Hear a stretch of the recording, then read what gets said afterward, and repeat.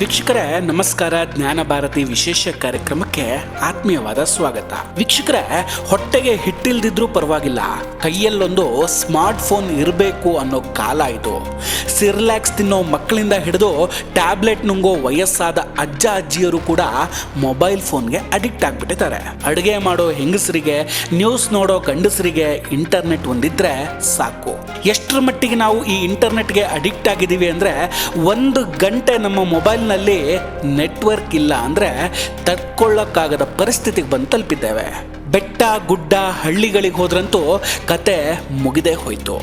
Buffering ಆಗೋದನ್ನು ನೋಡಿನೇ ಅರ್ಧ ಜೀವ ಹೋಗ್ಬಿಟ್ಟಿರುತ್ತೆ. ಬಿಡಿ, ಈಗೀಗ ಬೆಂಗಳೂರಂತಹ ನಗರಗಳಲ್ಲೇ ಕೆಲವೊಂದು ಏರಿಯಾಗಳಲ್ಲಿ ನೆಟ್ವರ್ಕ್ ಪ್ರಾಬ್ಲಮ್ ಆಗಿಬಿಡುತ್ತೆ. ಆದರೆ ಇನ್ಮುಂದೆ ಅದು ಯಾವ ಟೆನ್ಷನ್ನೂ ಇರೋದಿಲ್ಲ. ಎಲ್ಲೇ ಹೋಗಿ ಕಾಡಿನ ಮಧ್ಯೆ ಬೇಕಾದರೂ ನಿಂತ್ಕೊಳ್ಳಿ, ನಿಮ್ಮ ಮೊಬೈಲ್ ಫೋನ್ನಲ್ಲಿ ಫುಲ್ ನೆಟ್ವರ್ಕ್ ಇದ್ದೇ ಇರುತ್ತೆ. ಹೈ ಸ್ಪೀಡ್ ಇಂಟರ್ನೆಟ್ ವರ್ಕ್ ಆಗಿಬಿಡುತ್ತೆ. ಹೌದು, ಟೆಲಿಕಾಂ ಸೆಕ್ಟರ್ನಲ್ಲಿ ಒಂದು ದೊಡ್ಡದಾದ ಡೆವಲಪ್ಮೆಂಟ್ ಆಗಿದೆ. ಎಲಾನ್ ಮಸ್ಕ್ ಏರ್ಟೆಲ್ನೊಂದಿಗೆ ಪಾರ್ಟ್ನರ್ಶಿಪ್ ಮಾಡ್ಕೊಳ್ತಾರೆ ಅನ್ನೋದನ್ನ ಇಡೀ ಜಗತ್ತೇ ಊಹಿಸಿರಲಿಲ್ಲ. ಈ ಚರ್ಚೆ ಬಹಳ ಸಮಯದಿಂದ ನಡೀತಿತ್ತು, ಸ್ಟಾರ್ಲಿಂಕ್ ಭಾರತಕ್ಕೆ ಬರುತ್ತೆ ಅಂತ. ಆದರೆ ಏರ್ಟೆಲ್ ಜೊತೆ ಮರ್ಜ್ ಆಗಲಿದೆ ಅಂತ ಅಂದ್ಕೊಂಡಿರಲಿಲ್ಲ. ಈಗ ಅದು ಸಾಧ್ಯ ಆಗಿದೆ. ಸೊ ಇನ್ನು ಮುಂದೆ ಎಲ್ಲ ಕಡೆ ಕೂಡ ಇಂಟರ್ನೆಟ್ ಸಿಗಲಿದೆ.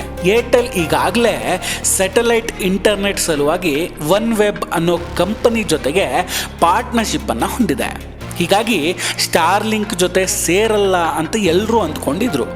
ಬಟ್ ಈಗ ಎಲಾನ್ ಮಸ್ಕ್ ಎಲ್ಲ ಲೆಕ್ಕಾಚಾರವನ್ನು ಉಲ್ಟಾ ಪಲ್ಟಾ ಮಾಡಿದ್ದಾರೆ. ಭಾರತದ ಇಂಟರ್ನೆಟ್ ವ್ಯವಸ್ಥೆಯಲ್ಲಿ ಒಂದು ಹೊಸ ಯುಗವನ್ನು ಶುರು ಮಾಡೋದಕ್ಕೆ ಮಸ್ಕ್ ಹೊರಟಿದ್ದಾರೆ. ಭಾರತಿ ಏರ್ಟೆಲ್ ಸ್ಟಾರ್ಲಿಂಕ್ನ ಉಪಗ್ರಹ ಇಂಟರ್ನೆಟ್ಟನ್ನು ಇಂಡಿಯಾದಲ್ಲಿ ಪರಿಚಯ ಮಾಡೋದಕ್ಕೆ ಸ್ಪೇಸ್ ಎಕ್ಸ್ನೊಂದಿಗೆ ಒಂದು ಒಪ್ಪಂದಕ್ಕೆ ಸಹಿ ಹಾಕ್ಕೊಂಡಿದ್ದಾರೆ. ಅಂದರೆ ಈ ಡೀಲ್ ಪ್ರಕಾರ ಸ್ಟಾರ್ಲಿಂಕ್ ಭಾರತಕ್ಕೆ ಬರೋದು 100% ಕನ್ಫರ್ಮ್ ಆದಂಗಾಗಿದೆ. ಇನ್ನು ಉಳಿದಿರೋದು ಒಂದೇ ಕೆಲಸ, ಸ್ಪೇಸ್ ಎಕ್ಸ್ ಭಾರತಕ್ಕೆ ಬರೋದಕ್ಕೆ ಭಾರತ ಸರ್ಕಾರದ ಅನುಮತಿಯನ್ನು ಪಡೆಯೋದು. ಅದಕ್ಕೆ regulatory ಅಪ್ರೂವಲನ್ನು space X ಪಡೆದುಕೊಳ್ಬೇಕಾಗುತ್ತೆ.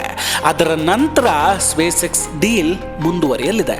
Space X ಹಾಗೂ ಭಾರತಿ ಏರ್ಟೆಲ್ ಪ್ರಕಾರ ಭಾರತದಲ್ಲಿ ಇಂಟರ್ನೆಟ್ ಇನ್ನೂ ಕೂಡ ಎಕ್ಸ್ಪ್ಯಾಂಡ್ ಮಾಡಬಹುದು. ಅಂದರೆ ಎಲ್ಲ ಕಡೆಯಲ್ಲೂ ಇಂಟರ್ನೆಟ್ ಸಿಗೋ ಹಾಗೆ ಆಗಲಿದೆ. ಈಗ ಈ ಎರಡೂ ಕಂಪನಿಗಳ ನಡುವೆ ಪಾರ್ಟ್ನರ್ಶಿಪ್ ಹೇಗಾಯಿತು, ಯಾಕಾಯಿತು ಅನ್ನೋದನ್ನು ನೋಡೋಣ. ಈ ಡೀಲ್ನಿಂದ ಸ್ಟಾರ್ಲಿಂಕ್ಗೆ ಲಾಭ ಆಗಬೇಕು, ಇಲ್ಲವಾದರೆ ಏರ್ಟೆಲ್ಗೆ ಲಾಭ ಆಗಬೇಕು. ಹಾಗಾದರೆ ಇಬ್ಬರಲ್ಲಿ ಯಾರಿಗೆ ಲಾಭ, ಯಾರಿಗೆ ನಷ್ಟ, ಜೊತೆಗೆ ಇದರಿಂದ ನಮಗೇನು ಲಾಭ, ಇದೆಲ್ಲವನ್ನು ತಿಳಿದುಕೊಳ್ಳೋಣ. ಈ ಅಗ್ರಿಮೆಂಟ್ನಿಂದ ಮುಂದೆ ಏನಾಗುತ್ತೆ ಅಂದರೆ, ಸ್ಟಾರ್ಲಿಂಕ್ನ ಈಕ್ವಿಪ್ಮೆಂಟ್ಗಳು ಏರ್ಟೆಲ್ ತನ್ನ ರೀಟೇಲ್ ಸ್ಟೋರ್ನಲ್ಲಿ ಮಾರೋದಕ್ಕೆ ಅವಕಾಶ ಸಿಗುತ್ತೆ. ಉದಾಹರಣೆಗೆ, ನಿಮಗೆ ಡೈರೆಕ್ಟ್ ಸ್ಯಾಟಲೈಟ್ ಇಂಟರ್ನೆಟ್ ಬೇಕು ಅಂತಾದರೆ ನಿಮಗೆ ಒಂದು ಡಿವೈಸ್ ಬೇಕಾಗುತ್ತೆ. ಈಗ ನಾವು ಯೂಸ್ ಮಾಡುವಂತಹ ಬ್ರಾಡ್ಬ್ಯಾಂಡ್ ಡಿವೈಸ್ ಇದು ಹಾಗೆ. ಆ ಒಂದು ಪರ್ಟಿಕ್ಯುಲರ್ ಡಿವೈಸನ್ನು ಎಲ್ಲಿ ಖರೀದಿ ಮಾಡಬೇಕು ಅಂದರೆ ಭಾರತೀಯ ಏರ್ಟೆಲ್ ಟೆಲಿಕಾಂ ಮಾರ್ಕೆಟ್ನಲ್ಲಿ. ಸೊ ಇದರಿಂದ ಏರ್ಟೆಲ್ಗೆ ಲಾಭ ಆಗಲಿದೆ. ಹಾಗೆ ನೋಡಿದರೆ ಸ್ಟಾರ್ಲಿಂಕ್ಗೂ ಕೂಡ ಇದರಿಂದ ಜಾಸ್ತಿನೇ ಲಾಭ ಆಗುತ್ತೆ. ಯಾಕಂದರೆ ಸ್ಟಾರ್ಲಿಂಕ್ಗೆ ಮಾರ್ಕೆಟಿಂಗ್ ಮಾಡುವ ಅಗತ್ಯವೇ ಇರೋದಿಲ್ಲ, ಎಲ್ಲವನ್ನ ಏರ್ಟೆಲ್ ಕಂಪನಿಯೇ ನೋಡ್ಕೊಳ್ಳಲಿದೆ. ಸೊ ಸ್ಟಾರ್ಲಿಂಕ್ಗೆ ಇನ್ನೂ ದೊಡ್ಡ ಬೆನಿಫಿಟ್ ಆಗಲಿದೆ. ಇಡೀ ಭಾರತ ಇಂತಹದ್ದೊಂದು ಸಮಯಕ್ಕಾಗಿ ಕಾಯ್ತಾ ಇತ್ತು. ಎಸ್ಪೆಷಲಿ ಹಳ್ಳಿಯ ಭಾಗದ ಜನರು. ಗ್ರಾಮೀಣ ಪ್ರದೇಶಗಳಲ್ಲಿ ಇವತ್ತಿಗೂ ಕೂಡ ನೆಟ್ವರ್ಕ್ ಸಮಸ್ಯೆ ಅನ್ನೋದೊಂದಿದೆ. ಸೊ ಅವರಿಗೆ ಇದರಿಂದ ಪ್ರಯೋಜನ ಆಗಲಿದೆ. ಜೊತೆಗೆ ಗ್ರಾಮೀಣ ಪ್ರದೇಶಗಳಲ್ಲಿರುವಂತಹ ಶಾಲೆಗಳು, ಆರೋಗ್ಯ ಕೇಂದ್ರಗಳು ಮತ್ತು ಬಿಸ್ನೆಸ್ ಸೆಕ್ಟರ್ಗಳಿಗೆ ಭಾರಿ ಅನುಕೂಲ ಆಗುತ್ತೆ. ಸದ್ಯ ಏರ್ಟೆಲ್ ನೆಟ್ವರ್ಕ್ ಆಲ್ಮೋಸ್ಟ್ ಎಲ್ಲ ಕಡೆ ಸಿಗುತ್ತೆ. ಆದರೆ ಹಳ್ಳಿ ಕಡೆ ಹಾಗೂ ಟವರ್ ಇಲ್ಲದೆ ಇರೋ ಕಡೆ ಹೋದಾಗ ಸ್ವಲ್ಪ ಪ್ರಾಬ್ಲಮ್ ಆಗುತ್ತೆ. ಆದರೆ ಸ್ಟಾರ್ಲಿಂಕ್ ಮತ್ತು ಏರ್ಟೆಲ್ನ ಹೊಸ ಪ್ರಾಜೆಕ್ಟ್ನಿಂದ ದೇಶದ ಯಾವುದೇ ಮೂಲೆಗೆ ಹೋದರೂ ನೆಟ್ವರ್ಕ್ ಸಿಗಲಿದೆ. ಇದಕ್ಕೆ ಟವರ್ ನಿರ್ಮಿಸುವ ಅಗತ್ಯ ಕೂಡ ಇಲ್ಲ. ಸ್ಯಾಟಲೈಟ್ನಿಂದ ಡೈರೆಕ್ಟಾಗಿ ಫೋನ್ಗೆ ಕನೆಕ್ಟ್ ಆಗುತ್ತೆ. ನಿಮಗೆ ನೆನಪಿರಬಹುದು, ಕೆಲವೇ ವರ್ಷಗಳ ಹಿಂದೆ ಇಡೀ ಭಾರತ ಜಿಯೋ ಕಡೆ ವಾಲು ಬಿಟ್ಟಿತ್ತು. ಈಗ ಟ್ರೆಂಡ್ ಮತ್ತೆ ಚೇಂಜ್ ಆಗಲಿದೆ. ಎಲ್ಲಿ ಹೋದರೂ ನೆಟ್ವರ್ಕ್ ಸಿಗಲಿದೆ ಅಂದಮೇಲೆ ಅಫ್ಕೋರ್ಸ್ ಎಲ್ಲರೂ ಮತ್ತೆ ಏರ್ಟೆಲ್ ಕಡೆ ಬಂದೇ ಬರ್ತಾರೆ. ಏರ್ಟೆಲ್ನ ಗ್ರೌಂಡ್ ಇನ್ಫ್ರಾಸ್ಟ್ರಕ್ಚರನ್ನು ಸ್ಪೇಸ್ ಎಕ್ಸ್ ಬಳಸ್ಕೊಳ್ಳುತ್ತೆ. ಇದರಿಂದ ಇಬ್ಬರಿಗೂ ತುಂಬ ಲಾಭ. ಈ ಲಾಂಗ್ ಟರ್ಮ್ ಸ್ಟ್ರಾಟಜಿಯಿಂದ ದೇಶದ ತುಂಬ ಅಡ್ವಾನ್ಸ್ ಕನೆಕ್ಟಿವಿಟಿ ಸೊಲ್ಯೂಷನ್ ತರೋದಕ್ಕೂ ಈಸಿ ಆಗಲಿದೆ. ನಾವು ಮೊದಲೇ ಹೇಳಿದಾಗೆ ಏರ್ಟೆಲ್ ಮೊದಲೇ ಒನ್ ವೆಬ್ನ ಜೊತೆ ಪಾರ್ಟ್ನರ್ಶಿಪ್ಪನ್ನು ಮಾಡಿಕೊಂಡಿದೆ. ಅದು ಲಂಡನ್ನ ಕಂಪನಿ. ಅದು ಕೂಡ ಈಗ ಸ್ಯಾಟಲೈಟ್ ಬ್ರಾಡ್ಬ್ಯಾಂಡನ್ನು ಒದಗಿಸಿ ಕೊಡುತ್ತೆ. ರೀಸೆಂಟಾಗಿ ನರೇಂದ್ರ ಮೋದಿ ಅವರು ಟ್ರಂಪ್ ಹಾಗೂ ಎಲಾನ್ ಮಸ್ಕ್ ಅವರನ್ನು ಮೀಟ್ ಆಗಿದ್ರು. ಈ ಮೀಟಿಂಗ್ ನಂತರ ಬಾಹ್ಯಾಕಾಶ ಪರಿಶೋಧನೆ, ಆರ್ಟಿಫಿಷಿಯಲ್ ಇಂಟೆಲಿಜೆನ್ಸ್ ಹಾಗೂ ಸುಸ್ಥಿರ ಅಭಿವೃದ್ಧಿಯಲ್ಲಿ ಭಾರತೀಯ ಮತ್ತು ಅಮೆರಿಕನ್ ಸಂಸ್ಥೆಗಳ ನಡುವಿನ ಸಹಯೋಗವನ್ನು ಬಲಪಡಿಸುವ ಬಗ್ಗೆ ಚರ್ಚೆ ಮಾಡಲಾಗುತ್ತೆ. ಆಗಲೇ ಈ ಬಗ್ಗೆ ಡಿಸ್ಕಸ್ ಕೂಡ ಆಗಿರಬಹುದು.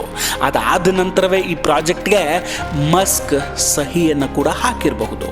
ಎಲಾನ್ ಮಸ್ಕ್ ಭಾರತಕ್ಕೆ ಸ್ಟಾರ್ಲಿಂಕ್ ಅನ್ನು ತರಬೇಕು ಅಂತ ಮೊದಲಿಂದಲೂ ತಯಾರಿ ಮಾಡ್ತಿದ್ರು. ಆದರೆ ಅವರಿಗೆ 2 ರೀತಿಯ ಚಾಲೆಂಜ್ ಇತ್ತು. ಮೊದಲನೇ ಚಾಲೆಂಜ್ ರೆಗ್ಯುಲೇಟರಿ ಚಾಲೆಂಜ್, ಅಂದರೆ ಸರ್ಕಾರದಿಂದ ಪರ್ಮಿಷನ್ ಸಿಗೋದು.